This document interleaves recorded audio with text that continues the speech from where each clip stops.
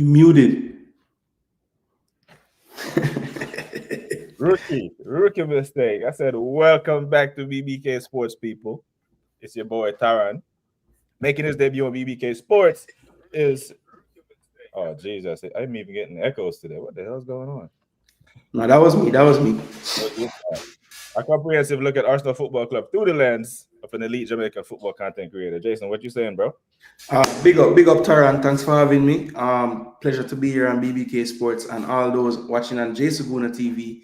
This is Taran, BBK Sports himself, Arsenal fan, also a Knicks fan like myself, and a fellow Jamaican. So the linkage is runs deep, right? So, and when you find people of like mind making similar content to you on YouTube, it's always makes sense to collab. So this is the first time, and I'm sure the first of many. So big up to all of BBK Sports fan base and my fan base. Show him the same love. You don't know, like the video, share the video, subscribe to his channel. Quality content as well. I vouch. So you don't know. Yes, sir. So, bro, for the people who haven't consumed your content from my side of the fence, tell us what your expectations were going into this season, this Premier League season 24-2025 that just ended. Well, to be honest, you know, I create Jamaican content, which you know, but I also follow the Premier League extensively. And if you go back to my preview show before the season started, I did have Arsenal winning the league. Now, people would say that's probably because you're an Arsenal fan and this and that and the third. But to be totally honest, looking at the team, the way it was comprised, looking at how we played the 2 seasons before, I thought that there was a chance that we could do it. I still was wary of Manchester City, and I was trying to tell people I had Liverpool third in my season going into it, and some people couldn't understand that. But from what I saw, I don't know if you remember this, but we played Liverpool in the preseason.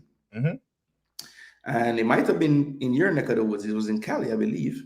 Yeah. No, so we played United down in SoFi Stadium, but I think the Liverpool game was it was somewhere else.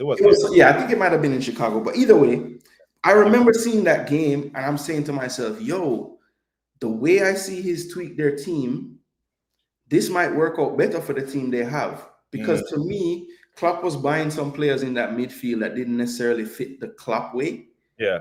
And it looked like he didn't really have his coaching style didn't suit some of those players. When you're talking about Dom, Soboslai, you're talking about McAllister, some of these players, I didn't think he was getting the best out of them, mainly because his style didn't call for that. So when I saw Slot's style and I saw how he's playing, and I said, okay, it's still a good transition team, but it's not the emphasis anymore. They have a lot more control in the game. And I think they have built a team with their midfield now that makes more sense for that type of style. So I always was high on Liverpool going into this season, which I think was a surprise to some people. Now, I did make my mistakes because I had Tottenham like right there in 5th, I believe. I had West Ham high up in the table. So I wasn't like perfect with my predictions. No way. But if you're asking about Arsenal specifically, I literally thought we were going to win the league. Yeah. So you had Liverpool third until you see them play. Then when you were like, wait, there's something different there. No. I'm saying I had them third after seeing them play. A lot of people thought that there would be this big, massive drop-off because Klopp left. I'm saying they have the players, though. They still have the guys that they were second to City years with. So I didn't see this big, just because Klopp is there, they're just going to fall off. I'm just saying, like, most people were saying they're going to struggle to get into the top 4. They're going to be in and around the top 4. I saw them as much more of a threat than that. You know, I could see them even coming second but I still had Arsenal first. Call me gullible, call me stupid. I don't know what you want to call me. But yes, I did have Arsenal finishing top of the league before a ball was kicked. No, I hear it. Now, big up to BX Gunner. Big up to you, bro. Hope you're good. So I had City, I had Arsenal, and I had Liverpool third, actually. And most Liverpool fans themselves, even the ones that I stream with, big up to Scanson, big up to Preach, them man had Liverpool third based off a manager who's never coached in the Premier League before, right? There's some tax there. And if you hold Klopp at a certain level, when he leaves, there should be some drop-off. We saw a drop-off when Fergie left. We saw a drop-off when Wenger left. There will be probably a drop-off when Pep leaves, depending on who comes in. But if you're going to hold Klopp in that regard, when he left, I think it was perfectly reasonable for someone to think there will be a drop-off there somewhere. So that's why I had Liverpool third, right? But I didn't have us winning the league, bro. I did not have us winning the league because of our. Even though we scored 91 goals last year and all this stuff, I didn't think our front line was clinical enough. And I think when more tape and more video footage is out on Kai Havertz, team is going to key in on him even more. And I just don't think he would ever hit the 18 to 20 goals a season that we would need to win those close games, those really close ones. Because the respect that teams were giving us, we were no longer able to come out and just blitz teams 3-4-0. Some of these games are going to be tight. The Brentfords of the world, the Nottingham Forests, and those games are going to be tight. And we're going to need a clinical striker when the chances are few and far in between. And I just don't think Havertz was that guy. Yeah, fair enough. So that's why I had us at second. Now, but going the year before that, right? The first title charge when we faltered at the end there. Did you see that coming? No, I'd be lying if I said I saw that coming. Look, I could see like signs of life for sure. I mean, I thought that year prior when we ended up just outside the Champions League, it was really just down to like really, the usual Arsenal things, right? We had injuries at the wrong time. We don't have the right squad depth. And, when your back line is like, I think at the time it was like Rob Holding and I forget who else was playing center back at the time, because I think there was a game where Gabriel was out too. So it wasn't even Gabriel there. It was like Holding and I forget who it would have been. It was Mari. It was Pablo Mari. Yeah. I'm not sure. Yeah, exactly. Pablo Mari was around then. So we had like 2 games in a row where that was our center back period. And I could definitely put that on those things. Now, what I will say is that summer leading into the year when we had the charge, you could see like at least they were adding pieces that made sense. Because if I'm not mistaken, that's the summer when we would have gotten Saliba. No, we had him the year before that when we collapsed. But I'm trying to think who were the players that would have brought in right then that made me say, okay, this looks decent. Now, the one thing that pissed me off though, in between that first challenge year and the second challenge year, is I think sometimes it looks to me as if Arsenal is so focused on coming up with the 11 that can win the league. And they don't necessarily think of a 24, 25, 26 that can win the league. Yeah. And that's really what has gotten us out in the last couple of years. Yeah. Like I watched so many Liverpool games this year, right? Where if it was us, we would have drawn the game. Yeah. They go to their bench and Darwin Núñez might suck, but guess what? When he comes on the pitch, he's going to create a chance. Yeah. He's going to cause havoc. He's going to do something. Then it got to the point where they were so deep, they didn't even have to use Darwin Núñez anymore. They could just put on Jota and put on this guy and that guy. And it's just, we don't have that luxury. When we go to our bench, for whatever reason, whether they're not informed because they don't play enough or they're just not good enough, we don't have that luxury to change the game. So I think you don't need any more evidence than the amount of drawn games we had this season. Yeah. When you look at the table and how it ended, if we turn half of those draws to wins, that's half.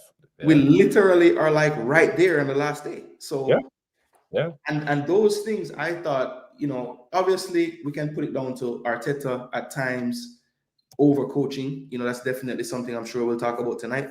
But I think the main problem to me is not having the foresight to realize the importance of those 16, 17, 18, 19, 20, 21, 22 places in your squad. Because I think we have progressed from having an 11 that's good to having like a 14 that's good. And I think last year we maybe got up to 16, 17. We still haven't reached the likes of a Liverpool and a City with the squad depth. They always have 2 guys in each position that can do a job. We still haven't gotten there.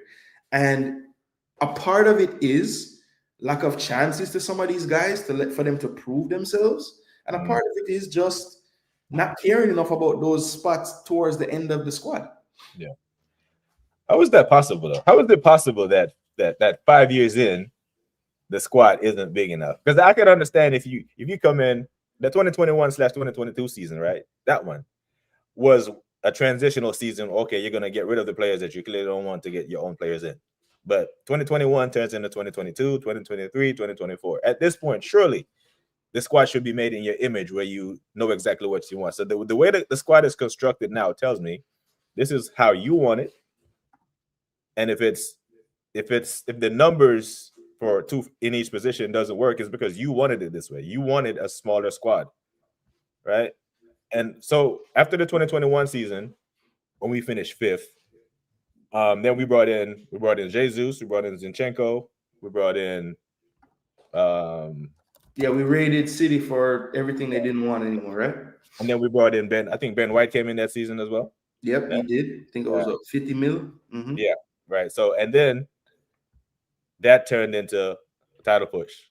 Then the following season we signed Timber, Declan, and who was it? And Havertz. Right? Yeah, it was Timber, Declan, Havertz. That was the same window, yeah. So, and this is the sticking point for me. Like when we finished behind City and we're trying to bridge the gap. For a football decision to be made that Kai Havertz was the striker that was going to bridge that gap is where I get upset. But remember, we weren't sold Kai Havertz as a forward. Remember, we lost Xhaka, and Kai Havertz was sold to us as the answer at left 8. You remember that, right? He was not supposed to be the striker. I remember that, but we've seen Frank Lampard try him there and it don't work. So we've seen it not work in the Premier League. That's how we ended up front. 2 reasons why Kai Havertz ended up front: because he couldn't play left 8, and because Lukaku had did that crazy interview, and then they had to bin him, right? What was his name? Tuchel had to play him up front. Mm-hmm. That's how Kai Havertz ended up front. I don't know where they get this idea from that he was a left 8. And then if you look, before we even get on to Arteta, I've heard the story that even Declan was meant to be the left 8. So if he signs Declan to be the left 8 and it hasn't worked, Havertz to try there, it hasn't worked. Now he has Moreno. Is the Moreno left 8 working? Yeah, I mean, look, I'm not sure. I'm not sure exactly what was going on, because you make a good point that at that time when we got Declan, right, we still had Partey. Did we have Jorginho yet? Jorginho came in the January of 2023 window, I think. So he came in like halfway through Declan getting there, or no? Declan would have came 23-24. So we had Partey and Jorginho already. Yeah, Jorginho came when we missed out on Caicedo and yeah, the window we missed out on Caicedo is when Jorginho came. Got you. Okay, so with that being said, he clearly in his mind had thoughts of Rice playing somewhere else. If we had 2 6s already, right? And then he's telling us as well. So I guess he was figuring out it's going to be either Havertz or him, because we know he's not going to move Odegaard. That's like his son, right? So it's crazy to me that we can buy so many players, and we've seen it with the left back position as well, but we haven't addressed certain areas that we know we need help in. And I think he's hung his hat on some players, and he's going to die on the hill with these players. Like Martinelli being the left winger, after the 22-23 season when he had 15 goals or whatever it was, I guess he's banking on him to do that. But when he goes the next season and he can't hit those heights again, then wouldn't that be time to reevaluate and say, okay, maybe we need something over here? Yeah, he speaked. Martinelli has speaked. That first title charge was his peak season. He might be able to get close to that, but as for him hitting that level or going above that, I just think that's his ceiling. Another thing that's crazy to me, right? We had this big issue with the strikers this year. We didn't have any, basically. And I mean, is it that far-fetched to think Martinelli can play up through the middle? I mean, we saw him do it when he first got there. That's how he started out. He was scoring goals in the cups. For Emery. Middle. For Emery, exactly. Yeah. So I don't know. I'm just shocked that through this whole time we haven't seen it. And even in games when he scored goals this year, if you look at where he gets those goals from, it's not always off the left. It's when the play has been rotated and he's in the center or somewhere, and he gets in a central area and he pops up and he scores a goal. So I just don't see how they haven't gone to that, especially seeing that. I'm sure you watched the Spain-France game today because you watch football like I do. Mm-hmm. Marino playing his natural role. How good does he look? Oh, he was cooking. How good does he look in his natural role? He was cooking, man. We have never seen him play the role he played for Spain, for Arsenal, because Martin Odegaard has planted a stake and has gotten the armband. And regardless of form, injury, whatever, we can't move him from there. Yeah, the big up to Why Not. I said, wow, my general, big up BBK and JG. Yeah, man, big up Why Not, man. It's a treasured member of the community, man. Big up, man. Big up Jordan as well. I think Jordan is one of your subs too. Yeah, Jordan, big up. Yeah, Jordan, make sure you sub to BBK Sports as well. Yeah, man. Jordan is a regular around here. Big up Jordan. Cool. But okay, all right, bro. Let's move it forward a bit. Okay, 2 title charges failed. All right. Now we're going to the third one. It's a DM, Moreno. I don't know what California was meant to be, a luxury signing, a hybrid left back that can play center back, whatever, him. And an emergency day signing of Raheem Sterling. Even seeing that, because you said you predicted Arsenal to win the league going into the season after the window closed. So did you think that was enough to bridge the gap on that Man City machine? I'll tell you the honest truth. I was honestly, I think I am. No, I have to stop doing this because I think Gabriel Jesus is a better player than we think. You know, I know he's not a goal scorer, but I've always had this mindset that whenever he plays for us and he's like not injured and he's playing, we play our best attacking football. If you look at some of our best performances under Arteta, Jesus was playing a lot of those games, right? Well, maybe not a lot of those games, but some of those games Jesus was involved. And even this season, I think our best stretch of games, like how we looked, was when Jesus was playing through the middle before he got the injury. We had some stretches of games where we're scoring goals, we're winning, we weren't drawing games, we're actually winning. And I just thought, look, if we can have those two, Havertz and Jesus, neither one of them are prolific. I get that. But I do think that both of them suit the way we play and they bring others into play. And I was also banking on between Martinelli and Trossard, we'd get enough. Like between those two players, right? What I wasn't banking on was for Saka to have a regression in numbers, you know, not only based on the injury, because if you look at his goals before he got injured, he really wasn't scoring this season. He was assisting. Yeah. Most of his assists were coming from set pieces if you want to nitpick, but he wasn't as productive in his time playing as he normally is. So I wasn't banking on that to happen. I'm thinking this is Saka's trajectory ever since. And this is the first season where production-wise, it hasn't gone that way. And, you know, the fact that he doesn't really have faith in Nwaneri, it seems, is kind of what hurt us because when Saka was out for all that time, the fact that he wasn't willing to, you know, try Martinelli through the middle, he wasn't willing to give Nwaneri more time. You know, because if you remember when he first got injured, because the first injury was Odegaard. We're wondering, why can't Nwaneri just play where Odegaard plays? He would never do it. Yeah. Then when Saka got injured and they were both out, that's when we finally got to see Nwaneri playing. And he was playing out wide. And I'm saying, so damn, you see him as a right-sided player this whole time, yet still Saka's playing EFL Cup 90 minutes plus, FA Cup 90 minutes plus, UCL game. I'm saying, so if you had this kid as the one to spell Saka, all those opportunities and games when you could have done so, you have decided not to.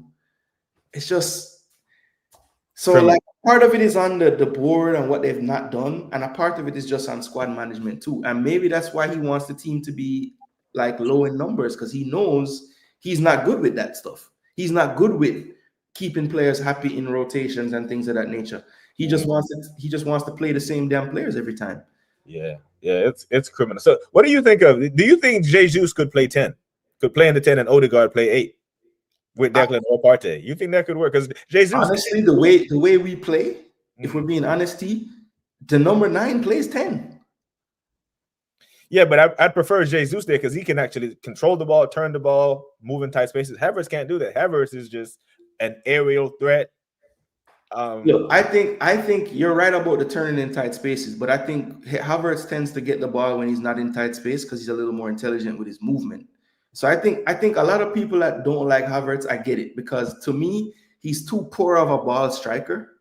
Like if you notice, he rarely hits the ball solid like clean. Yeah, He doesn't strike the ball clean yeah. like So ever. flimsy touches. Yeah, no. Yeah, it's different, right? But I do think that like his movement is really good.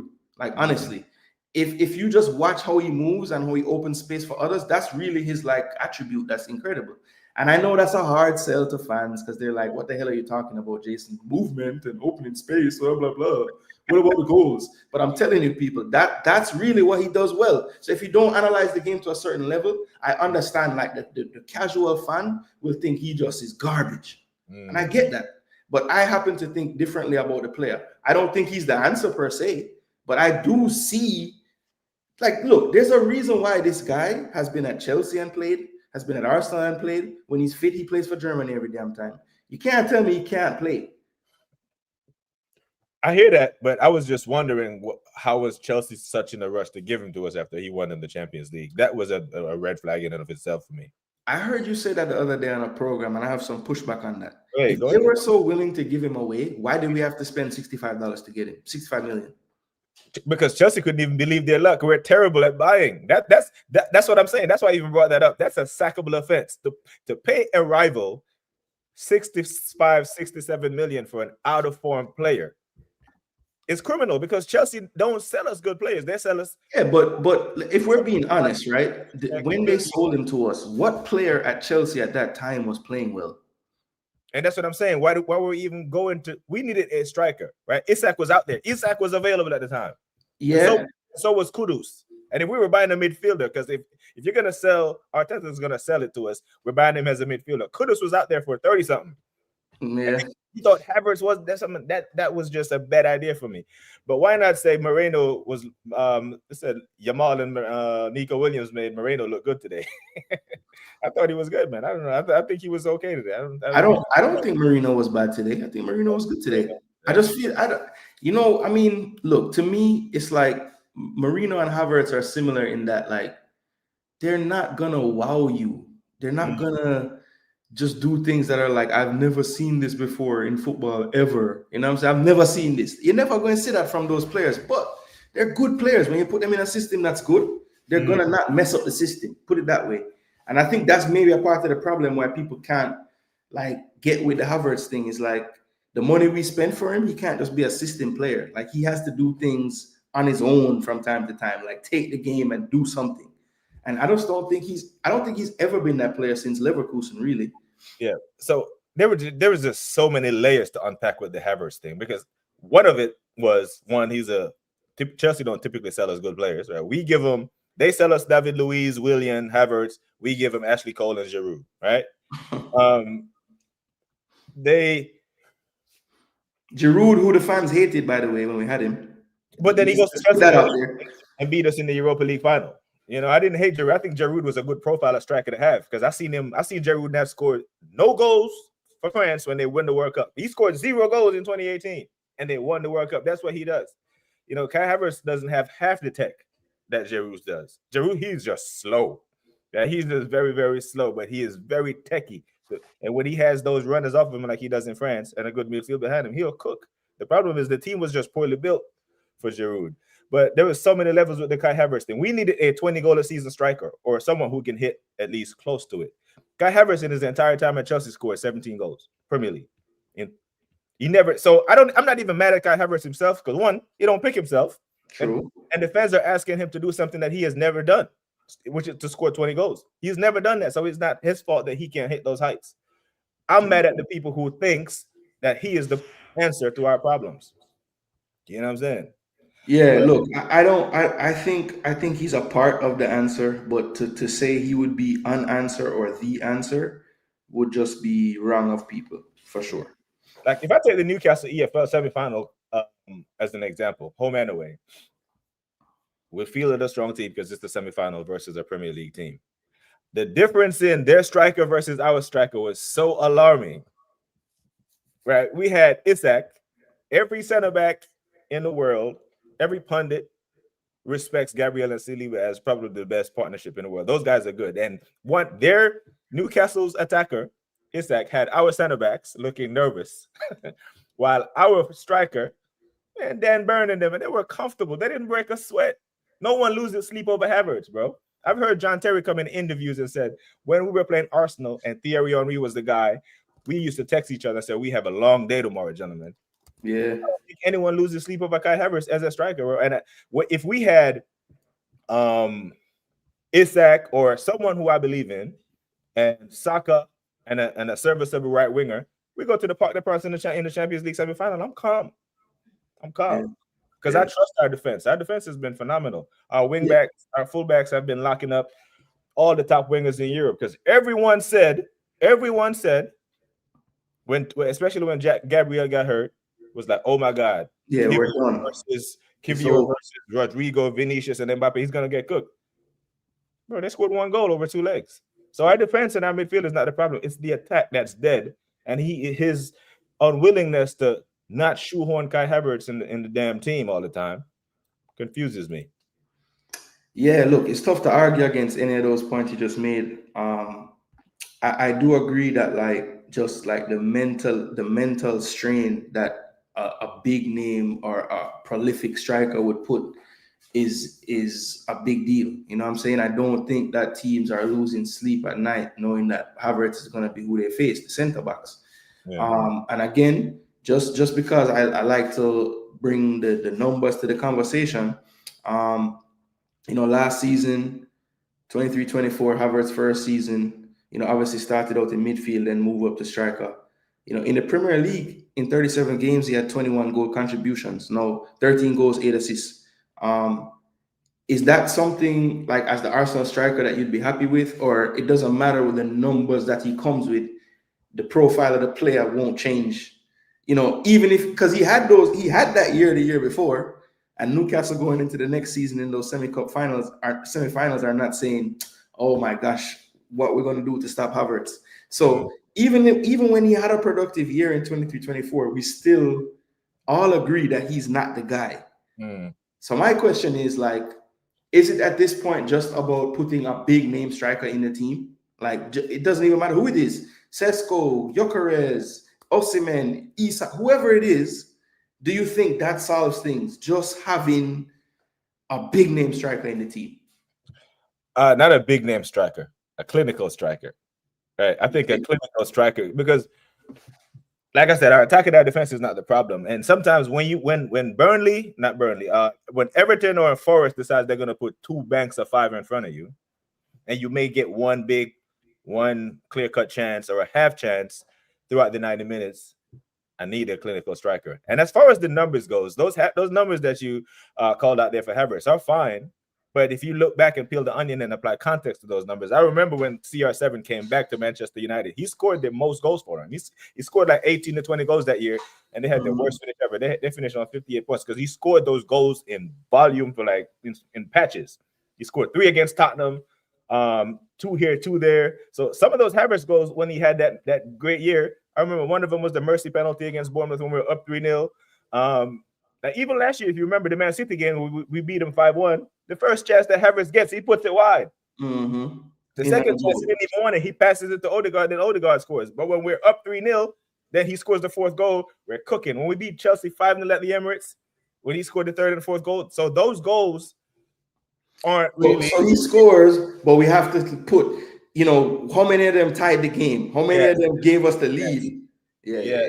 Because he scored 2 goals in that Chelsea 5-0 when we were up. It's easier to score when you're up 3-0 and it's flying versus when it's the goal that he scored against Brentford when it was 0-0 in the 89th minute. Those are the goals that I need from you more often than not. I'm not saying you should give me 8 out of 10 performances out of 10 games, but at least 6 to 10 games give me a quality performance. And I just don't see that for me. Big up, Boss Thomas. He said, because y'all wanted the Champions League winner. I hear it. But the Champions League winner that I would have taken would have been like Conte, not Jorginho and Havertz. Conte lifted the damn Champions League as well.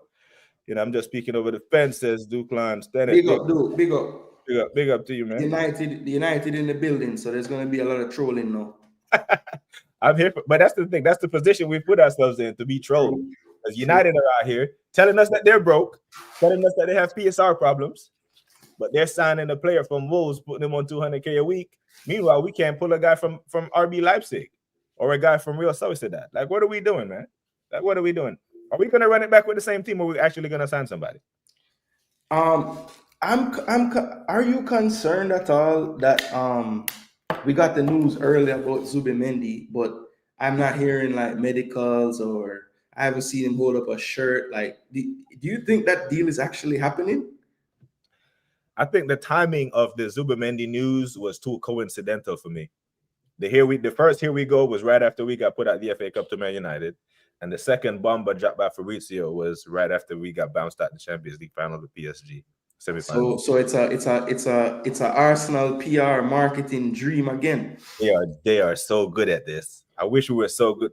They are good at this as Chelsea are at finding loopholes in the PSR system. You know, everyone finds their niche and finds what they're good at. It bothers me.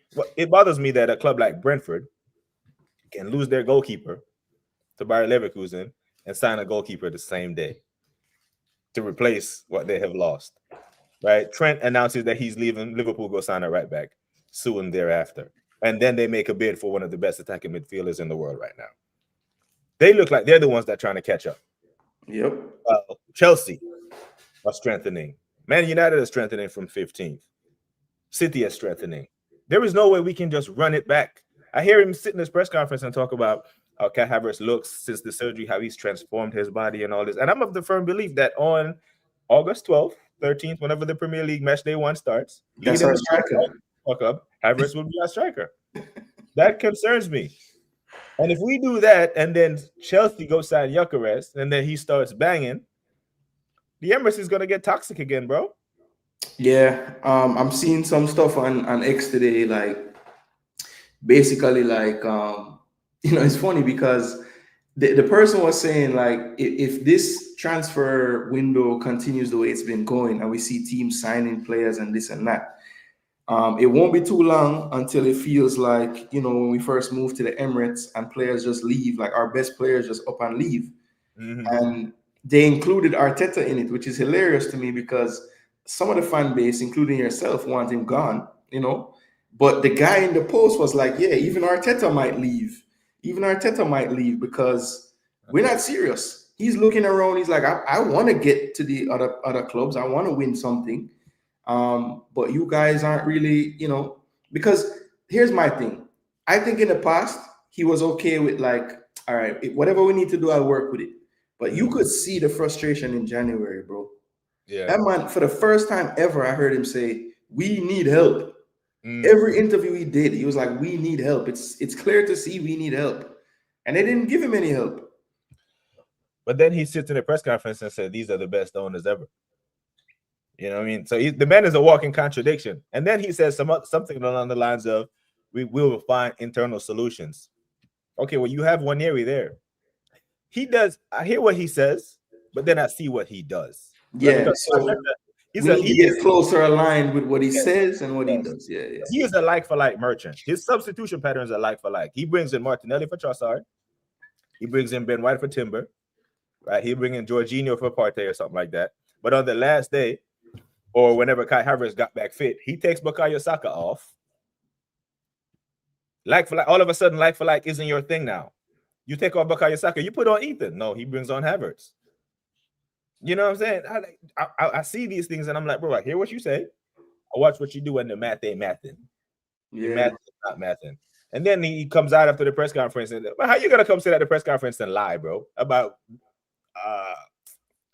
the PSG players talking about say you were bro. There's been two times where I've like wanted to fire him myself. The first time was when he like was upset with the reporter because the reporter said he only won 1 trophy, and he said, no, we won 3.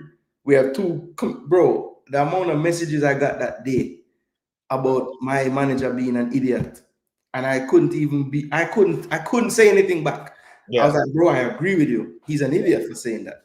The second time was when he came out after we lost the PSG talking about, oh, the coach and the players of the other team said we were the best team they played and we were the better team.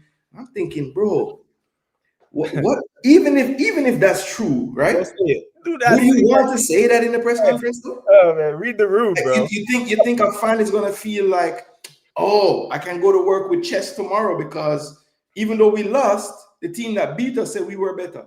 Yeah. Who gives a crap about that? Nobody cares about that. Yeah, but bro, you play ball, I play ball. Many a times when we slap teams up, you tell them, hey man, you men are a good team. In the back of your mind, you're thinking, you man are shit. You're not gonna kick a man while he's down and tell him That too, exactly, so, that too. Like, I They don't don't know say anything because they don't beat you already.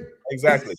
And then, I mean, you could even add after we lost to Newcastle when he started to blame the ball, like the ball is different. You remember that one? Yeah, I left that one out. That was another one. I get sent these all the time, bro. That's what I'm saying. Man is embarrassing us. We have to answer for his crimes against the team. Like we do it. Yes, bro. Because like coaches desk, they don't care. These men are gonna hear the trollers. Man, say I with the money, who can't win a cup. There's no comeback. We didn't win a cup. None. And that's hard for me. I don't know if you can tell, but I have a slick mouth, so I don't like to be in those positions. You see me? I want to be able to troll as well. Bro, I didn't even know Palace fans watch my content. That man won the FA Cup and was like, bro, my manager got the same cup your manager got. Then I had to tell him, like, no, your manager actually won the Europa League when he was at Frankfurt. But people I known for years text me after Spurs won the Europa. Yeah. I'm like, bro, I didn't even know you were a Spurs fan. They say, yeah, I would never tell you because I had no reason to. But today I do. Oh my God. Today I have a reason to let you know I'm a Spurs fan. Yeah, it's a mad one. But bro, I know you've seen the debate, Sesko, Gyökeres. Mm-hmm. What is your take on which one would fit our mode for our fourth title push? Well, all right. Look, this is the thing, right? I think if we're talking about just fitting our mold, when I watch both players play, Sesko fits the mold more. But my thing is, we've seen that the mold that we're setting is getting us to a certain place. So I think to kind of, reposition the molding and what we're trying to do, I think Gyökeres makes more sense because I think a bagsman is what we're missing. Like he might score with his shoulder, his head, his toe, his heel. He might just run into the ball and it goes in the goal. But to me, that's what we're missing. We're missing that guy. I don't think also, because a lot of people say we should go with Sesko because he's the better ball playing player, right? He looks more comfortable dropping into the half space, linking, combining. So it fits more with what Arsenal does. My thing is, I want us to get a player that's going to enhance what we do. Not necessarily just do what we do already. Because we've seen that what we do already gets us just close enough to be having to listen to trolls say we can't win a cup. So I think if you want to do something a bit different from what you've been doing, to me, Gyökeres would be that guy. So if you apply, Sesko scored 13 goals last year in 33 Bundesliga appearances for RB Leipzig, right? If you apply Premier League tax to that, how much you think it dwindles to? I mean, it depends because we've seen, I guess Haaland is the anomaly, but he pretty much is as prolific here as he was in Germany. Marmoush was more prolific throughout the season, but I feel like once he gets a full season, he can approach those numbers with City as well. So I think you've seen enough evidence that it can translate and it can't. I heard you mention like Sancho the other day on your program, and you can point to the Sanchos of the world and some other players, but you can also point to others. So I would say, if we're doing like how much 13 equal in the Prem, I would say double digits, 10, Right. And those are kind of average numbers, and so that doesn't move the needle for me. But if I apply Gyökeres Premier League tax to 39 goals for him for the Portuguese La Liga, maybe it drops it down to 20, 21, 22. I think that wins us the still more than what we get in before. Right. I think that's the sticking point for me. Part of it, and I can hear the argument for people who are more on the side of wanting Arteta out where I'm at versus the people who want him in, is the argument that he wants to sign Sesko because he's younger and more malleable. If Sesko comes in, he can still start Havertz. because they're like for like, and he can run the story of, hey, you got to adjust to the league, blah blah blah. But if you bring in Gyökeres off 54 Can't goals, bench him. Can't bench him. right? So now becomes another problem because we know he loves Havertz. So if he's going to start Gyökeres up front, guess who's moving back into our midfield? King Kai. And but here's the thing, like, how is that going to work? Because I think he really likes Rice in the 8. And we know how he feels about Odegaard. So what am I going to put Havertz at 6? So it would be Havertz, Odegaard, and Rice. And however he works that out, that's what That's how it's going to be. That's how it's going to be. And funny enough, we saw that midfield. That midfield cost us some of the points that got us, in second that year. If you look at those games we lost in December, before Havertz moved to striker, that was our midfield. It was Rice, Odegaard, and Havertz. Yeah, I'm so glad you said that. Because I remember one game specifically when the West Ham game, probably when Villa came to the Emirates in the run-in. Yeah. Because we win that game, we win the league. Everyone was saying we were going to fall off because we had Man United away, we had Tottenham away. We won all those games. It was the Villa game that he brought, and he had a fully fit Thomas Partey on the bench. The same thing he did against Bayern Munich. He made some tactical errors in those 2 games that cost us a chance to advance to the semis and the champs, and cost us against Emery. It just, I'm like, oh my God. Big up, Sweet Cherry. Big up to you, baby girl. Staying loving the panel. Appreciate you. More trolling going on from Declan. Big up, Dukes. Havertz is the man. Yeah, send him back to Chelsea. When has Chelsea? United might want him. Yeah. Why didn't Chelsea sell us Hazard or Diego Costa? Right? Why didn't sell us them? Man. No, we probably would have gotten Hazard, after he left Madrid or something, if we ever got him. Oh man. What bothers me and what I can't believe is that Arsenal haven't learned if you run the PR and trophies, club profits and value, fan base grow threefold. I mean, the payout that we got for finishing second is only like 3 or 4 million off what Liverpool got, right? And we got almost only the finalists. We made more money. They're saying that from what I gather, like, within staying in all the restrictions and stuff, we can spend like over 200, like close in approaching like 250. So let's see, for one, how much of it we actually spend and how the hell we spend it. I think that's my worry. Like, because the thing is, Arteta has had some hits and he's had some bad misses. And that's my worry with this 250. How much of this 250 is going to be a hit? Because I don't think they're going to go 100%. They never do. But my thing is, like, the hits have to be like out the park. Like, would you give him more money to spend though? I think they've realized that, because look, okay, let me ask you this. What do you think Bertha is there for? That's a great question. I've been on the fence saying in about 2 weeks we will know if he's more of a Antonio Conte type Italian or Enzo Maresca type Italian. Right now he's looking more like an Enzo guy, right? Because Antonio Conte calls out stuff. That man calls press conference and cusses the owners when he's not getting his way, right? But for me to wake up this morning and see that we signed some wonder kid from Genk for 40 million and to loan him back when we're supposed to be in win now mode, I'm like, Bertha, what is your purpose? When I see that when I'm hearing reports of there's a riff and a hackling back and forth between Gyökeres and Sesko, that means the manager is disagreeing with the sporting director. Bertha, what are you here for? We need to win now. We don't have the luxury of time. Like Arne Slot has bought himself 2 years at Liverpool, right? At least 2 more years, unless they just do a craziness next year. Pep is Pep. I think Pep is the only manager in the Premier League who's bigger than the club that he manages. So he can walk whenever he can walk. Enzo, he won a trophy this year. They hit their KPIs for Chelsea.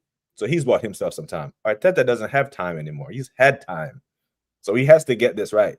So if you spend $100 million on Kai Havertz and Fabio Vieira, only to loan Fabio Vieira to the club that we bought him from, I question your ability to get this right. Because between Moreno, Havertz, and Vieira, Where was Vieira even meant to play? Was he supposed to be one of the left eights or a right wing cover for Saka? We don't know. Utility player, just Right. like Calafiori. We don't know what's his best I position. can only assume that Vieira's on the outs has more to do with Waneri's progression. But then when you look at Waneri's game time, it makes you wonder, like, what the hell? Because I'm thinking that's the place. Like if Vieira's in the squad, then we don't see Waneri. All those minutes go to him. So he clearly made his choice between those two. But then you didn't actually give the kid the minutes. Yeah. You didn't actually give him the minutes. And then we got this new kid coming up, the 15, 16-year-old that everybody's talking about already. And he himself has said he's been training with the first team all season and all this stuff. So that's another one to come through again. So I just feel like, he needs to be more clear on what he's trying to do, because you're right. A lot of things that he says and then what he does, they don't match. And you've seen the same in the transfer market, because he bought a player, told us he was going to play somewhere, didn't actually play him there, or he tried to, it didn't work, so you had to move him. And a player that we didn't think would be playing somewhere ended up playing there the whole time. And we have other attackers that are fit that can't play. What makes more sense to me, because to me it's like he does this all the time with the players. So we're down a right back, right? So let's move our best 6 to play right back. Right? Let's move what's our best 8 right now back to 6, right? So in other words, let's change 4 positions in one team when we could have just made one change and kept the rest of the team the same. Oh man, I think I did that entire script saying basically the same thing you just said, just not as smart. But yeah, right, because you take Thomas Partey out of your midfield, you make your midfield weaker. Absolutely. He's not a defender, so you just made your defense weaker. So you weaken 2 positions with one move. Look at this shit right here, man. Look at this shit. This is what man has been doing to us, bro. Yeah, bro. One thing I'll give Duke. Coach tries, but I think Duke is like a top level troller. He got a PhD in trolling. Man. He's into the trolling big time. One day we'll go. Big up to the Unapologetic Podcast. Big up to you, bro. A mouthful. Yeah, yes, sir. Good Lord. Havertz has Lambert at 6 stuff of nightmares, bullied all over. Hey, that's why he's bulking up. Why always not? on the ground. That's why he's bulking up. He's gonna bully people next year. That's up. Question to the Arsenal fans: do y'all feel that Arsenal? I don't know. Where's the rest of the question? Challenge in the 24-25 season. Nope. We don't, bro. We spent 0 days at the top of the table. 0. Man United spent a couple hours up there because they played first and beat Fulham 1-0. We used 0 days, bro. It was absolutely no challenge. I actually think we've regressed. The hell with the league position. As for our play, our goals scored, our points tally. Yeah, I think the team actually regressed as a whole. And that's usually a hallmark that the manager has gone stale. League profits 3 to 4 mil, but sponsorship and endorsement merch sales and new fans across the globe. Yeah, bro, I hear it. Yeah, he's just saying if we win the league, yeah, that difference is only 3, but it's the knock-on effect of winning the league, all the extra stuff. Yeah, man. But so where you at with the do you back yourself in a corner with this Arteta out or in thing, or you just like look at things differently? To be honest, bro, I mean, it makes no sense to me that I beat myself up about Arteta out, because at the end of the day, the team and the board has not shown me any signs that they want him to move. So all I can hope is that he's taking account of what he has done wrong and he's trying to fix it. That's all I can really hope. Because at the end of the day, look, I have seen enough from the coach to say somewhere in that brain of his, he's got something in there to win games and win football matches and all that. But for whatever reason, it's certain things that I think he needs to realize he can't control everything. You can't control everything. Because look, put it this way. I remember when Wenger was coaching, right? Towards the end of his reign, when the Klopps of the world came around and the Peps who are a little more animated on the sideline, we were like, yo, we need a manager that does that. We need that. Yeah. So when Arteta came, it was, I think, a part of the reason why fans like him a lot is because all those things that Wenger wasn't, in terms of like his demeanor on the touchline, he came and was like, oh, we can have a passionate manager, right? But we have seen in the past that his passion gets in the way of his coaching. Yeah. You know, he'll be there giving instructions, and you know, a call goes wrong or something happens. He's yelling at the coaches, the other coach. He's yelling at the fourth official. He's doing all this other stuff, and it's like a thin line between like passion and like losing your head. Yeah. Because at times it looks like he just loses his head on the sideline, literally. And it's like, Arteta, you cannot pass the ball for the man them. You can't make the run for the man them.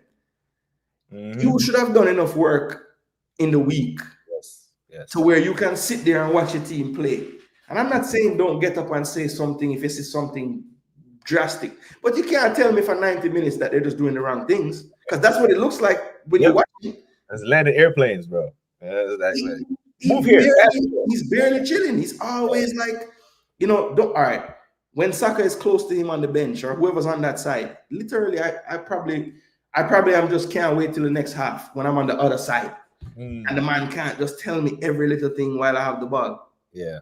So the control freak mentality, he has to realize that the players are professionals, and you should have gotten that information across to them before game day.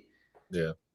What you're doing on the sideline during the game, it can't have enough of an effect as what you have done in the week leading up. Right, like, bro. So stop trying to play the game for the players, bro. Yeah, bro. It confused the shit out of me. And the thing is, you're the coach, the leader of the team, blah blah blah. You're meant to be the calming force, right? In a fiery moment during the game, if a player looks over to their coach for leadership and to be calm, and he's over there just full blown panicking, that doesn't calm the players down. You know what I mean? And you play football better when you're calm, when you slow the game down, even though the game is fast. Some of the best players look like they always have time on the ball, like the David Silvas of the world, the Neymars. These men always look like they have time on the ball, not because they're faster than everyone.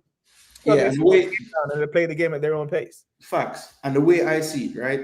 Whenever I talk about football, I use this word a lot, balance, right? And I think Arteta has proven that he struggles with balance, because the early part of Arteta, what were we saying? Damn, attacking, we can score goals, but can't freaking defend. Yeah. Then the man upsets the balance altogether, focuses on building his midfield and his defense, and now what happens? We can defend everyone, but we can't attack. Yeah, we cannot score. So once he finds that balance as a coach, I think the team will find more balance. So if I can say on Arteta that in some games he's chilling and he's just sitting there, and at halftime he goes crazy that we can't see, then I'll say, oh, he's finding a balance as a coach. But right now, it's too heavily weighted on the emotion side. It's all about the emotions. You know, it's all about the emotions. And he kind of sold that to us as a way to bring the fans closer to the game. He always talks about that. I want my fans into the game. I want my fans into the game. But it got to a point this season where every single time any of our players do anything, I'm like, bro, literally, you didn't do anything just now. I can't cheer for that. Yeah, that might be one of the reasons why Ethan is only getting microwave minutes, 4 or 5 minutes, because he has a little bit. You don't do that. Yeah, he will take the ball and run it and drop his shoulder and run past somewhere. Saka, the triangle of Saka, Odegaard, and Timber Orban wide, it's very effective. And the year before 91 goal, it works. But essentially, the men are trying to pass the ball into the net. Very seldomly, you see a man drop his shoulder, and only Jesus and Waneri, or maybe sometimes Trossard, but he doesn't really have pace. So when Trossard beat you, he usually turns back. Trossard is the chop master, though. He sent some people to. I don't know where he sent them. Even he looks like he has lost. He clearly has frustrations with how he's meant to play. Yeah, because again, I thought at first that people were just like fighting the coach when I first heard that narrative about overcoaching. But then when I was like, all right, let me stop being in my feelings. Let me actually watch. Right. And it's actually true. The guy wants to micromanage every single aspect of what's going on. And it's impossible to do sitting on the sideline watching people play. The game is too off the cuff. You can't control everything. You can't. Yeah. and it seems like he has a problem with that. But and as far as learning how to be a coach and learning how to find that balance, you can find it, but I just need you to go find it somewhere else, because I don't have the we don't have the time. That's what I'm saying, bro. We don't have 5 years. 5 years, bro. It's you know what my worry is, right? And I guess we'll never know until we do it. But I could just see him going somewhere, bro, and freaking winning. Yeah. And I'm just gonna be pissed. Like, we gave him this experience to go and win. Yeah. So, and someone says like, when I big up the views on sport, this other brother in the UK that I stream with, man said he essentially said what you just said. He said Arteta isn't improving Arsenal. Arsenal is improving Arteta. He's learning how to be a coach at our expense. And you know what, Jason? I asked myself, and it's expensive. Very, very. I asked myself, bro, like, I don't know, what if? You'll never know the answer to this, but you ask yourself, what if? What if we had kept Emery and gave him 700 million to spend? Maybe, maybe at least one of the cups, because he had one crack at the Europa League and he got us to a final. He got us the furthest in that competition. Yeah, I don't know how that squad got to a final with Wobie and Mustafi and. Bro, that team was dead, bro. But he got us to a final. Arteta had 3 cracks at it, and the first crack at it, he got put out to Olympiacos in the round of 32. Yep. And then Emery came to the Emirates and slapped us up. Mm-hmm. That one hurt. And then what was it? Was a sport thing when we lost on pens. Mm-hmm. So yeah, he had 3 cracks at it. Didn't win. Emery had 1. So I don't know, and that is Emery's competition to win, and he's in Europa this year. So if he wins this with Villa, more trolling coming our way. Look, for me, right? I think Emery has his issues too. Like, I think the end of Villa season kind of showed me that. Like, he in the leagues, if you look at his history, he usually is really good up until right at the end of the season. Yeah. And then he normally has a little slight drop off at the end. I don't know. Maybe he prioritizes the cups too much. I don't know. But if you look at the history of his teams in leagues, he doesn't necessarily get the job done all throughout the season. Yeah. So I don't know if Emery would have been the right guy, but yeah, I think this year kind of proved to me that I don't know if Emery was the right guy, because I feel like I think Aston Villa is the perfect club for him.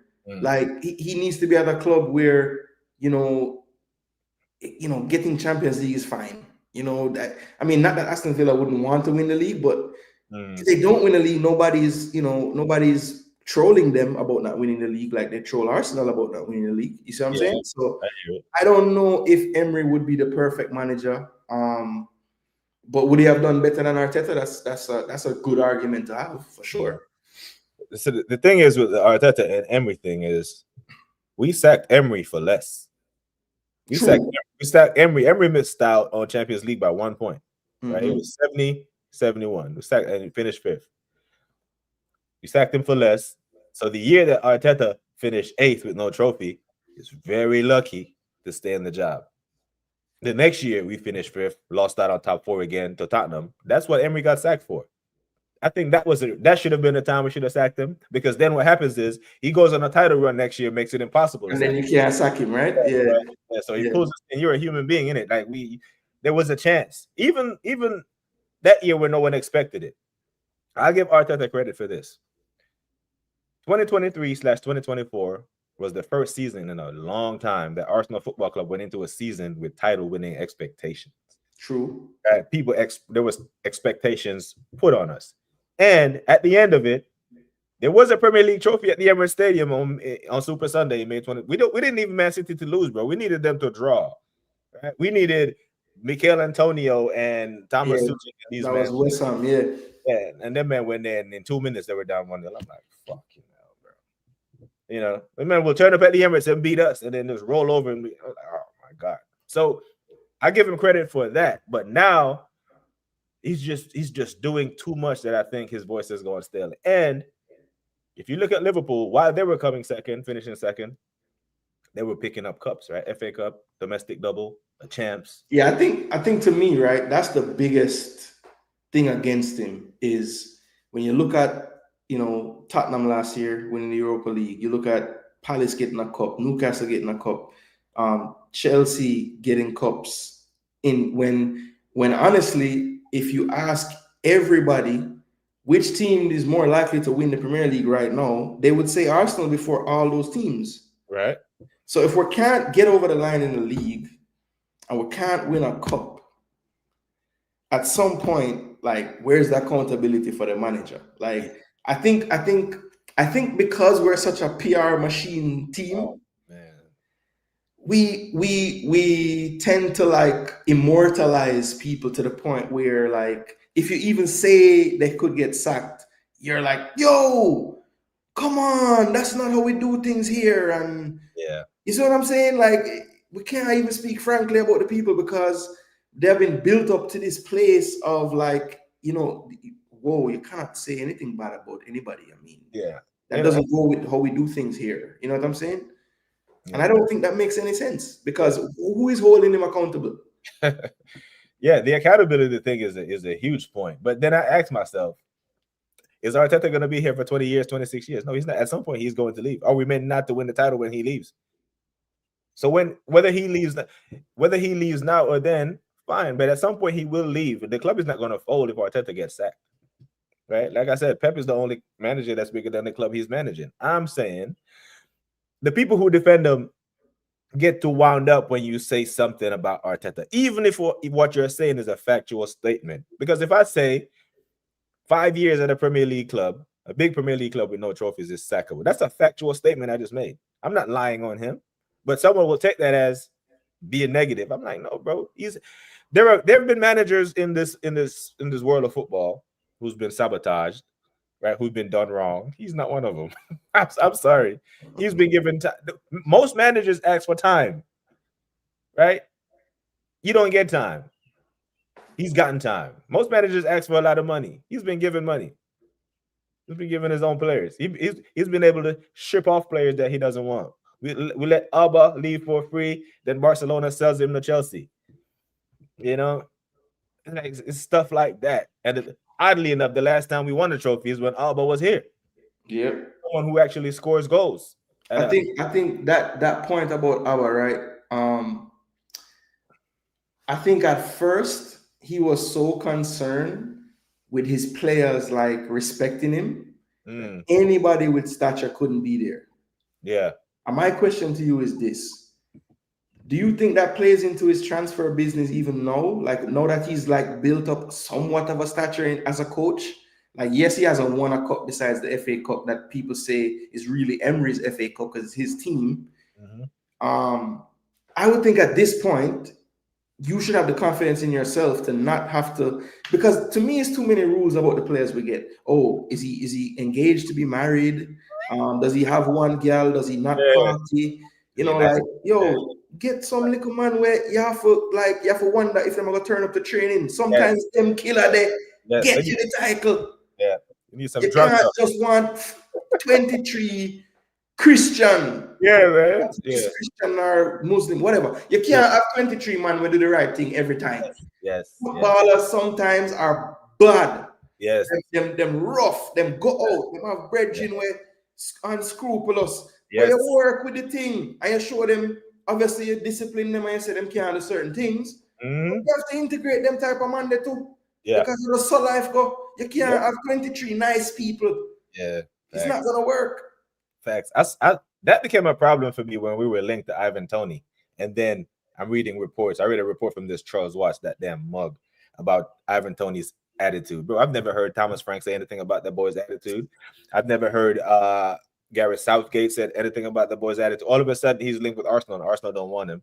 It's an attitude thing. Like, come on. Some of them journalists, you know what it's about, bro. It ain't even about the player. It's about the skin. Yeah. Because every black striker, what them do? Strong and fast. Yeah. That's why I love that Lamine Yamal black, Yeah. And Nico Williams too. Because they can't just say them man they just fast and fool, brother. Yeah. Them man get technical, them think the game, them IQ high. I love that. Yeah. I love that. Yeah. So them can know say those players can be black too. They don't have to just be powerful. Because that's how them always describe black people in football, Big, powerful. It's like it's a thing. Yeah. But you're right. I remember those things about Tony, like, oh, he won't fit the dressing room, and his lifestyle, and they take the thing all the way. They move the goalpost. Like, are we not looking for a goal scorer? Is that not what we want? Yeah, a goal don't give a damn who scores it. Who gives a damn about that stuff? If anyone says Arsenal in a sacking club needs to check the history of Bertie, me to Terry Neal, and was even a sacking club of our own legend, Don Howe, and father of Eddie Howe. Yeah, I hear it. And speaking of Eddie Howe, I had a Newcastle fan text me today and said, bro, Eddie Howe relegated Bournemouth, came to Newcastle, took them from relegation zone, went to 2 cup finals, and won one of them since Arteta won his last cup. And I had nothing to say. I just had to eat corn, bro. Conrad Smith, big up, bro. Said, okay, Lamb on the stream. The team, the love comes second. That's definitely with you guys. Bro, we did big up, Conrad. Big up. We did the 3-peat, bro. We did the 3-peat working on the 4-peat. No team has ever finished second 4 times. I say that because we'll fuck around and do it, you know. I think there's only one way to move that's acceptable from this position, right? And it's up. But the field, Chelsea will have something to say. Manchester City, they want their throne back. They're getting the Ballon d'Or winner. They're signing players. They're moving like they got something to say about who's gonna sit at the throne. In Liverpool, I mean, do you think Wirtz would be a good fit in the Prem? I think so. He has enough like grit in his game. Like if he, even in the game yesterday against Portugal, he want to fight up, man, and I think he has that. Like I think he's actually a good fit for Liverpool because of the way he plays. Like he's not. I wouldn't call him like. And I think Germans translate pretty decent in the Premier League too. Like obviously not Werner, but Havertz. I mean, I'm gonna throw Havertz in there. Look, Havertz is not the greatest in the world, but he ain't the worst either. You know what I'm saying? He's somewhere in the middle. He's just, look, to me, Havertz is just a big price tag on him, and he ain't gonna fill that price tag. You know what Havertz is? You know who Tim Tebow is? You follow college football? Of course I know who Tebow is. You know Tim Tebow lived in the NFL off his college resume. So this is what, Leverkusen resume, or this is just Chelsea Champions League goal final? Champions League goal final resume. He is living off that, bro. He is living off that. Meanwhile, Thomas Tuchel is getting sacked left and right when he was the man that went to a back three and played, and N'Golo Kante played out of his skin, and Mason Mount had legs, and that man don't get any credit. But whenever they speak of Kai Havertz, he's a Champions League winner, as if no one else was in the team. You know what I'm saying? Like what are we doing? Like the Rudiger was there, right? One of the top center backs in the world. Benjamin Mendy, all of a sudden, James fit. You know what I'm saying? Chilwell, I think Chilwell was in that squad playing well. You know what I mean? It's like, but it's Kai Havertz midfield, bro. Man said the complexion for protection. That's what it is, bro. Every single time we were linked with a player with some personality. Like, bro, I don't even think this man could coach Thierry Henry, bro. Like Thierry Henry had shit about him. You know what I'm saying? This nice guys, this Havertz and Odegaard and the hair flicks, and that's probably one of the reasons why he loves Saka so much. As good as Saka is a nice kid. Yeah, right? Very much so. Everybody, he's the first player I can remember that looks like him that the English media don't kill. Yeah. I think about it. I can't remember another one. Except when he missed a penalty for England, then all of a sudden, well, the media didn't kill him. That was like the people out there more than anything. Them is them same fuckers on their socials. It's just like the Trent thing, right? When Trent stood over that free kick at Everton, the same people who were booing him would have cheered if he had put it in the top corner. It's the same people. The Liverpool fans have been shameful with this whole Trent stuff, but that's another show. But I see this question in there from Jagarns, one of my subscribers. He said, Brethrens, what are your thoughts on the Rodrigo rumors? Did I pass it? No, it's right under Why Not's comment, I believe. After the complexion. Okay, I see it. Yeah. Big up, Jagarns. What are your thoughts on the Rodrigo rumors? Go ahead, bro. You take this one. Well, look, I saw it popping up all day today. Basically, he's had the talk with Xabi Alonso, said he wants to play off the left. Xabi Alonso is like, Vinny is my guy. So, he's looking like he's going to leave. They've set like, I think 80 mil, anywhere between 80 and 100 mil. and apparently he's now the number one winger target for Arsenal. Now, it sounds to me, because I haven't heard anybody like super reputable come with that news. It's been like, I think people trying to make a name for themselves on X coming out with this news today.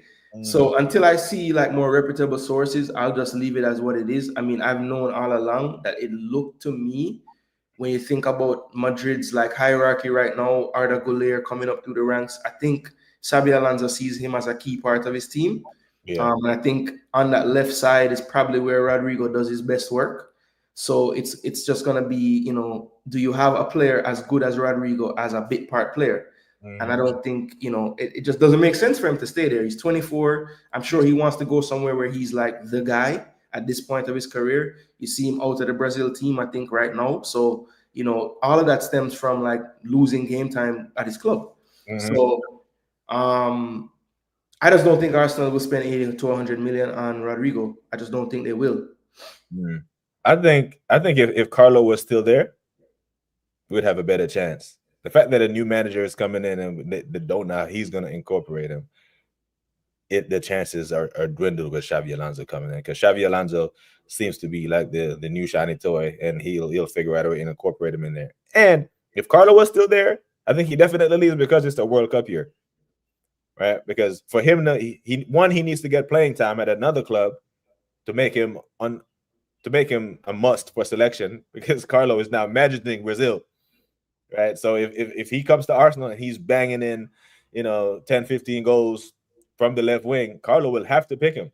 But if he stays at Madrid and he's coming in getting microwave minutes like Ethan Nwaneri, yeah, I don't see it. I want him. Like, I think he'd be such an upgrade on Martinelli on the left side. Absolutely. There's no question about it. He's a better player than Martinelli. He's more threat. He's more clinical in front of goal. He offers more, the work rate that Arteta loves from Martinelli. You get the same from Rodrigo. He's not a lazy player at all. Yeah. So, like, I don't see anything wrong with that signing at all. I'm a bit concerned that the Nico talk has gone cold. Like, he looked like the guy that we were going to be going after. There was even like talks that, Berta kind of knows the player from, trying to talk him into coming to Atletico when he was there. So, everything was leaning towards Nico. We saw Nico today, even though last season maybe wasn't his most prolific compared to years before. I think maybe that's why the talk has cooled down. But for me, like, form is temporary. Yeah. That kid obviously has class, you see? So my thing is, it would be a statement of intent if we were to get Rodrigo, though. Like, I think if we sign a Rodrigo in this window and do it early, the signal that sends to the other teams, like, whoa, hold up. Arsenal actually made a move that we would have done too. Yeah. Like, that's crazy. So I think just for like psychological reasons, we have to get over the line. One of these big 80 to 100, we have to do it, bro. Like, early though. Like, not, like I said, not waiting until Havertz flops in the first 2 games to then make some moves. Not waiting. I don't want to see the same front three start the first game. And the names that we have been linked to, because, this has happened before, years in the past, we have names that we're linked to, right? And then when it comes down to it, we get different names. Yeah. And my hope is just that we need to get, a couple of the names that we were being linked to for time. Nico Williams, Rodrigo, Gyökeres, Sesko. Those 4 players have been on everyone's list. Yeah. You've seen them come up. We need to get 2 of those 4 players, bro. This is what I was expecting when we got a new sporting director. Because Berta, I want you to dust off your dossier, bro. Like, you are the Atletico Madrid sporting director. I know you have names to positions for days. Go in that book. I'm pretty sure that Sesko wasn't in that book, bro. Or some wonder kid from Genk. I'm pretty sure you have a goalkeeper that right back, left back. You have a position. So you go through that book right now and you look at what Arsenal need. You have been here since January. So you have a decent enough sample size to assess the team. And you look at, what the team needs. You go into your book and you do your due diligence. And I think, bro, Rodrigo signing, marquee, sends a clear statement of intent, like you said. That's what I want to see. Yeah. I mean, so you think of those 2 players, like, if we had to get one, you don't think Nico makes the same, like, splash as Rodrigo, or you think it's about the same? I like Rodrigo better. Okay, so just personally, you just would Yeah, rather have Rodrigo. yeah, Yes, because I've seen Rodrigo do it at a higher a level. level. Yeah, Yeah. you know, in a team where that's filled with superstars. I've seen him put in man of the match performances on a pitch that had Valverde, had Camavinga, Jude Bellingham, Vinicius, and Mbappe, and I've seen him do bits. You know what I mean? I rate him highly. Fair enough. Fair enough. Fair enough. So, you know, even when they beat PSG and Man City in the Champions League a couple years ago, man, Yeah, he was the guy. He was the guy that caused the comebacks. He was cooking, man. So yeah, we need that. We need players that in big moments, we know that have, you've been in a big moment. You know what I'm saying? Big up to Gary. It was okay. Kai Havertz big moment don't count, bro. Nobody answer that. Nobody answer that. And I said, well, Rodrigo, Arsenal better move quick. Hypothetical put me was LFC sell Diaz to Barca or Saudi, then swoop for Rodrigo and or Sesko Yokers. But let me ask you this, right? Along the lines of this comment, do you think if another club like Chelsea or Liverpool was finishing second, don't you think they would make a big move to attempt to bridge the gap versus for sure little tweaks? No question about it. You know what I'm saying? So, like, how are we meant to know what historically what has worked to get a club over the line? Because Liverpool were finishing second. Okay, we need a new goalkeeper and a center back. Bang, bang, winning. Van Dijk, Alisson, boom. Right. You know what I'm saying? It's like we have evidence and examples that we can look at of what works versus a rookie manager who's never managed before, who's a control freak, who is just signing ex-Chelsea players, who is just signing kids when we're competing with a team with Ballon d'Or winners and world-class players. Because even though I think our team is really good, I don't think we're littered with world-class players like Liverpool and Man City. So we have to overperform in other areas to include. And I just don't think Arteta is overperforming. I think he's underperforming. And you can't be underperforming when you're the third highest paid manager in Europe. That's what I'm saying. You know, I don't have an Arteta agenda. I just love Arsenal more than I hate Arteta. Yeah, no, that's a fact. And I think you know, it's certain things about how things have played out bother me too. Like I mentioned it earlier, but the whole left back situation, right? So we had Tierney, we had Zinchenko, we bought Calafiori, and then I love Miles Lewis-Skelly to bits, right? It's my ball of that. But bro, we had 3 left backs you spent money to get. And Miles Lewis-Skelly ends up being the left back. And we still have all those left backs. So when you're arguing about why the club don't do something for me in January, they're looking at you like, motherfucker, you have 7 left backs. That's why we can't do nothing for you.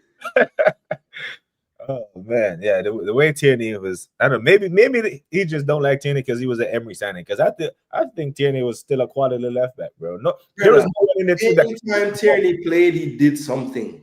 Yeah. Anytime he played. Yeah, I don't remember the game. He would supply good crosses. He would defend well. The only thing that I saw, he could not do the invert into midfield. But guess what? We have right backs that can. So just do that. We have right backs that can invert. If you want to invert one of your full backs, just do the other one. Timber can do that. Ben White can do that. Like, just do that. Sounds simple enough, bro. Tierney is class, bro. I remember Tierney being the starting left back for England. Tierney was so good that they had to put Robo, a prime, Andy Robertson for Liverpool. Scotland, yeah. Had to push up the pitch. Yeah, when they played the back 3. Yeah. Well, actually, they were playing a 4. And he was playing over Robertson, and they would play him like left midfield. And then the coach finally said, all right, this is kind of weird for Robertson. Let's do a back 3 so that both of them can play on that left side. Yeah. Loudmouth football said Rodrigo is taking Saka's position now, bro. He play on our left wing. No, he's leaving Madrid because he wants to play left wing. So we ain't going to put him on the right wing when he comes. Yeah, he's on the left wing, bro. He's a right-footed winger. We have not been linked to a quality right winger since Saka got good, bro. It ain't gonna happen tomorrow either. Yeah, BX Gunner said Tierney was class. Criminal from the manager to put him on the shelf. It must be I don't want any more of Unai Emery signings. The ones that I want. Because I think somebody said he's like the last one that Emery would have signed that's still there. I don't know if that was true or not, but Emery signed Saliba, but he left him on okay, loan. true. Emery brought through Saka, but Saka, Did Emery sign Magalhaes too, or that was nah, Arteta? that was Arteta. That was Arteta and Edu. Yeah, That was Edu's first year, kind of doing stuff. Yeah. So they did well on that. They did well on Timber, right? Mm-hmm. Declan Rice was, that was a low risk, but that the Havertz one, the Vieira one, the Sambila Congas. I mean, look, I would say low risk in terms like I don't see how people would think that he wouldn't be any good, but the 100 mil is no joke, bro. I don't think it was like just no risk. I mean, yes, it might have been low risk, but it was very low risk for me. I mean, remember like the first couple of months and three, like, oh, he ain't worth the money, he ain't worth the money. That was a thing. Yeah, but we heard that from Enzo and Caicedo as well, and they cost more. I think that's what saved Rice, Yeah. Them two guys doing nothing and being sold for more. And once he kind of like, it made it different. But you're right. I mean, Rice was never on the level of like, I don't think Caicedo was ever really terrible, but Enzo, he was really bad last year. Like, he was really not bad. this past year, but the year before. Yeah, bro. Yeah, I had a lot of pushback to Arsenal content creators that I rate, but I will not take any Declan slander around here. Nope. There are many things wrong with Arsenal Football Club right now. Declan Rice is not one of them. Man is out there taking injections in his toe and is, playing in midfield against Chouameni, Bellingham, and Camavinga, and across two leg, he bossed them.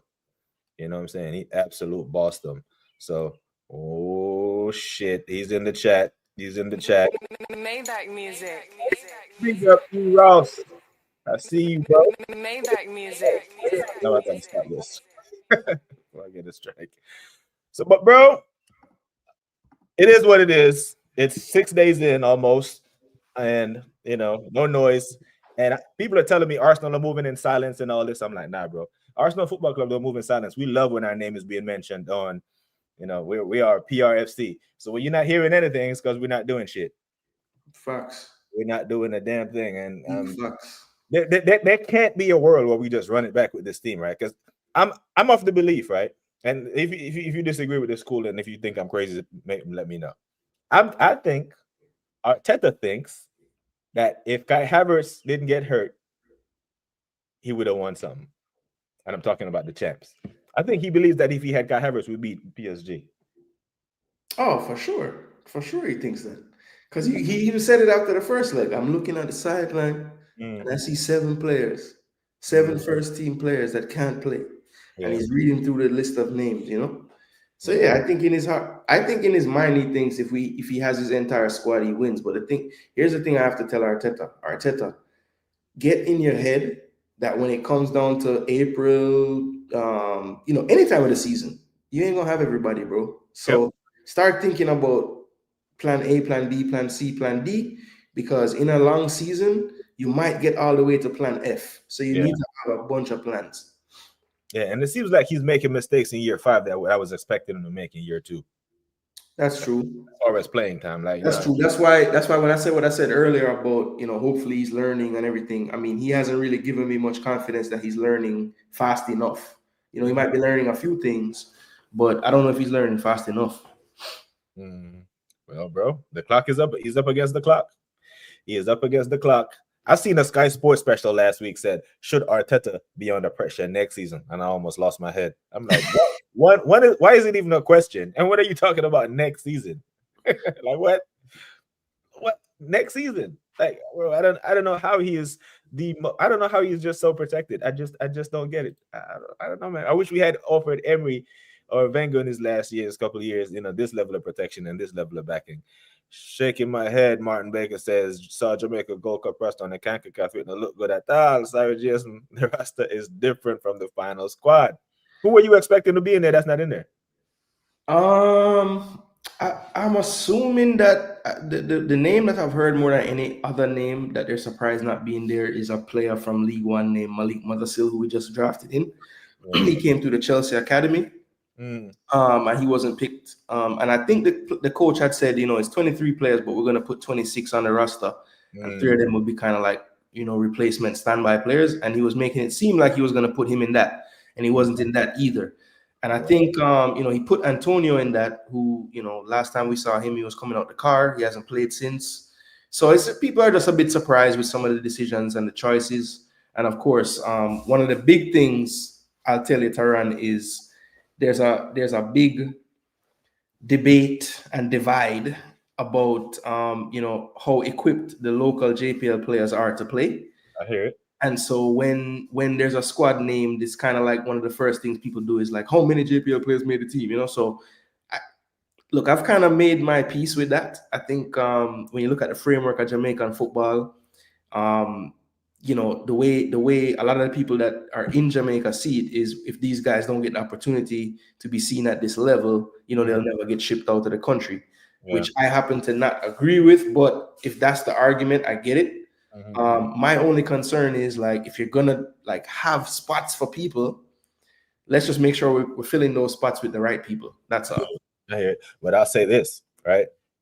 The World Cup this year FIFA has expanded the tournament to 48 teams. If they do not make this, I agree. The whole federation away, bro. And it's here in the United States. I want to see all the games. They must talk about pressure on Arteta. They better not fuck this up. Yeah, I think the JFF understands that too, because they know that the fan base knows, like, qualifiers are going to be without the three big dogs, USA, Canada, and Mexico. So yeah, if we can't finish best of the rest, then yeah, it's definitely going to be an indictment on the whole federation and all of that, because I tend to think that a lot of times with Jamaica's national team in particular, yes, the players sometimes don't do what they're supposed to do, but I think it stems way deeper than that, man. It's off the field stuff, it's behind the scenes. But I've spent enough time getting headaches with that stuff. So let's do the Arsenal headaches today. Big up, why as not? I know, Martin, that is the squad. So that is the squad. Yes. Big up, why not against it? Now, man, Havertz wouldn't help us against PSG. Paco would have boxed them up like a bag of juice. Yeah, bro. I think we. That was a great pickup by PSG, bro. He was killing. When we played them in the Copa America. Yeah. I was like, this guy Pacho is a baller, man. And then right after the Copa, PSG signed him. I was like, damn. Yeah, it's different gravy, man. The manager's still doing rookie mistakes. Yeah, absolutely. He refused to take the training wheels off. Yeah, he has put training wheels on the players and turned them into robots. Our attack is just so predictable. So predictable. It's in games management. That's true. Gunner Street, big up to Gunner Street, bro. Big up to you. Bless up.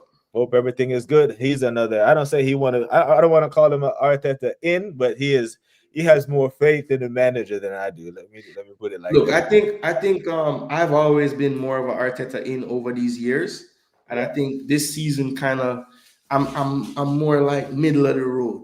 I can hear both arguments now and not defend either side. Like, I'm just like, okay, you make valid points, you make sense. I get that. Yeah, but there's. I know you're more on the Arteta out. Yeah, man, I'm out, man. I've seen enough evidence to have confidence that we can go further with a different manager. I just think, because if I look at Napoli, right, I see Antonio Conte go to Napoli, lose Kvaratskhelia to PSG, lose Osimhen to Turkey, and then beats his previous team to a league that he just took from, behind Napoli and won the league with them in 2024. I've seen that. I've seen that coaching matters. I've seen Oliver Glasner get the best out of his squad. I've seen, Eddie Howe do a madness at Newcastle. I just think at some point his voice will become stale. And I think some of the players have reached that point, because he goes into the dressing room now and say these words to these players. I don't begrudge the players to say, well, coach, you've told us this for 3 years and we haven't won anything. It's the same voice. Like, what are we going to do differently this year? Right. And that's where Bertha has to come in and but I don't give a fuck. Paint the walls. Answer me this, team. Yeah. Do you think that Arsenal has the best squad in the league? No. Okay, so if you know that, and you don't think Arteta is the best coach, we can't win the league then, right? But I didn't think Ranieri was the best coach in the league, or Leicester had the best squad in the league in 2016. That's what I'm saying. You have to overperform. You have to overperform.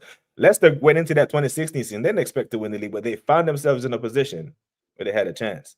And everyone was overperforming, right? The manager, Mahrez, Danny Drinkwater went to Chelsea and played 5 minutes in 10 years.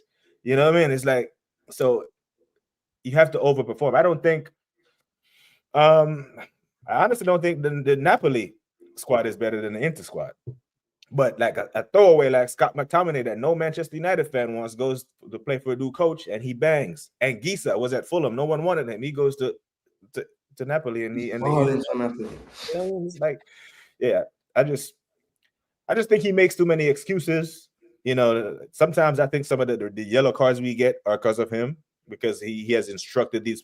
There are too many different players wasting time, taking too long to throw the ball in. Yeah, that's something that pissed me off too, bro. Yeah, you know what I mean? Why does it take so long to start the game? Right. So when you rile up the referees and the referees see you're deliberately doing that, bro, they're human beings. The decision will go against you. You know what I mean? When they see you deliberately trying to, you know, fuck the game up, you know? So it's like he does things that we have to answer for. And you know this, bro. You know this in this YouTube street. We are out here answering for his crimes. You know what I'm saying? I don't like it. Yeah, I would say I'm Arthur at the end, but I do hear both arguments. I agree with Jason Gooner. Sure you do. I'm sure you do, Jason Gooner. Big up this. I gave him that out, you know, like. Big up. But Steph is big up to Steph, man. Steph is, you know, he's a younger guy. He does great content and stuff. And he wants, I know there's no doubt in my mind that he loves the club, right? And he supports the club, and the managers are part of the club. But I'm here to tell you, bro, I've been supporting Arsenal since 1991. Mikel Arteta didn't become a paid employee of Arsenal until 2011. So I got 20 years on him. So I'll be okay when he leaves my club. You know, I'll be just fine. The season with injuries, there is no way Arteta out. See, Technic Skip, we're not going to do that. We're not going to do that. Some injuries. Liverpool had injuries as well. There's a lot, and with the injury gods were kind to us last year. Mm-hmm. Not only did we not win the Premier, we didn't pick up any other cups. I'm okay with not winning the Premier League, but leave with something, is what I'm saying. I'm just trying to get through these comments, man, as we try to wrap up. Bridges, have you ever been to the Emirates Stadium? Place noise, but yeah, I've been there, bro. I've been there many times. I used to go home and away. So when I see Arsenal fans in London in general, North London in particular, complain about their $1,400 season ticket, bro, that's what it used to cost me to go watch one game.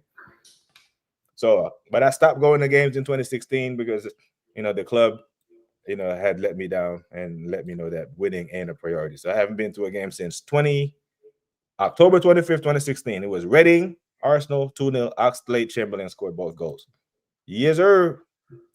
BBK Gunners, we don't have to look further than our gorgeous women's beautiful team. We're sacking the manager. Sack the manager. Interim comes in and wins the Champions League. And those players, they better have been to that parade. They better have go and support the ladies. We'll see well them. Yeah, man, they had a lot of. You're talking about the cranky them. Yeah, they better have goes. Because, bro, like I said last year, there was a Premier League trophy at the Emirates. I'm not sure Stan or Josh Kroenke was in the damn stadium. When the Rams won the Super Bowl in 2021-22, that's the first time I ever heard Stan Kroenke speak. Ever. Because, you know, in the NFL, the commissioner gives the trophy to the owner. Yeah. And the owner gives it to the coach. And then, so never heard that man speak until then. For me, the biggest fault is our style of play. I'll be honest. It went still a lot of games into the season. I hope that I saw the best that teams this season played quick, direct football. Yeah, bro. And that's what I said about the balance. Like when he first got there, it was quick, direct. We were killing teams, but we were vulnerable on the break going the other way. Then he said, okay, let me stop that. And he completely lost the quick, direct football. It's not there. We don't even play it anymore. But Steph, you know why it's slow and it looks slow? Because the players receive the ball, have to look over to Arteta to see where he wants him to tell him to pass it. That's why it looks slow. The players aren't allowed to think. We don't need the best team to win the league. The league just better than Fulham, West Ham, Villa, and Bournemouth. Yeah, I hear it. You just need to overperform in certain areas. Yeah, well, that's what happens every season when we are falling short. Like, you know, when he came in, the objective was we got to get better against top six. We got to get better against top six. We probably are the best against top six out of every team, but we still haven't won the league because we can't beat the other teams. Yeah, because we dropped 6 points to Southampton the first year and let them score 3 goals against us at the Emirates. Liverpool. Every season under Arteta, there's been 2 teams where you can look and say, damn, we dropped 4 points to them. We dropped 6 to them. Yeah. Every season has been like that. Yeah, so this year it was Everton. This year it was Everton and Brighton, right? We drew all those games, all 4 of them. Fulham, I think Fulham had our ticket this year. Fulham had our ticket last year as well. And then the year before that, it was Southampton. But yeah, man. One last comment here from DJ Jigs. Exquisite robot mentality nowadays with most teams. Yeah, bro. They like, you know, these coaches have coached the damn flair out of the players. Like even Phil Foden used to have a bits about him. Now he looks like a robot at Man City. The boy had, you know, Leroy Sané used to do bits. They got rid of him. You know, someone asked me on a stream one day, do I think Lamine Yamal would be doing what he was doing in the Premier? I'm like, who could? But probably at Brighton. He goes to Pep, and Pep is going to tell him, no, you need to recycle the ball to Akanji if you can't get by your man. Because we've seen Jack Grealish turn into Martinelli. Martinelli could do what Jack Grealish does. He's just, Jack Grealish holds his head up. Yep, Newcastle did us this year. Bournemouth home and away. Hey, see? Big up, why not? Keeping me honest. But brother Jason.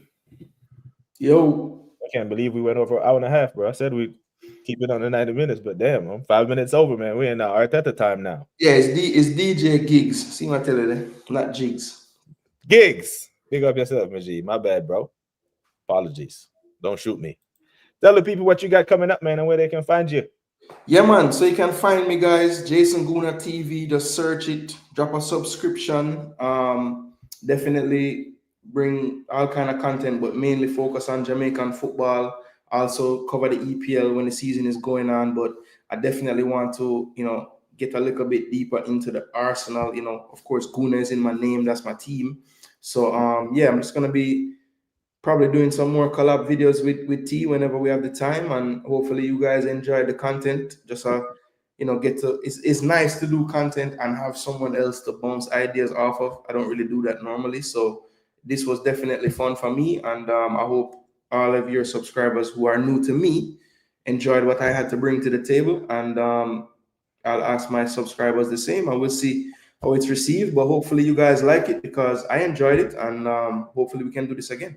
Hey, man, big up, man. Big up to everyone in the chat. Everyone who's watching me, make sure you go over to Jason Gooner and show him some love. People, I am subscribed to over 100 content creators on YouTube. Most of them sport, over 100. There is one content creator that I'm a member of. There is one that I pay money to, and it's this guy right here. So you know that the content is good. You know what I mean? So big up to everyone in the chat. Big up to E. Ross. Big up to DJ Gigs.